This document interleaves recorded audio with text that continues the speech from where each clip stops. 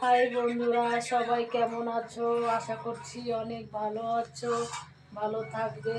কিন্তু আমি অত একটা ভালো নেই, আমার অনেকটা জ্বর আসছে, মাথা ব্যথা। তো তোমাদেরকে একটা জিনিস দেখাবো আজকে। তোমার দাদা ভাই পিৎজা বানাচ্ছে, এই দেখো।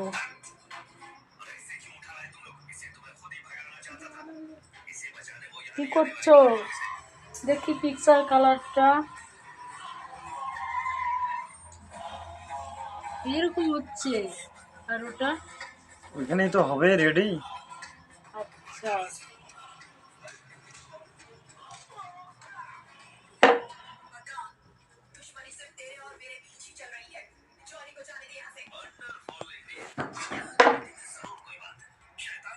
অনেক সুন্দর লাগছে, মনে হয় খেতে অনেকটা ভালো লাগবে।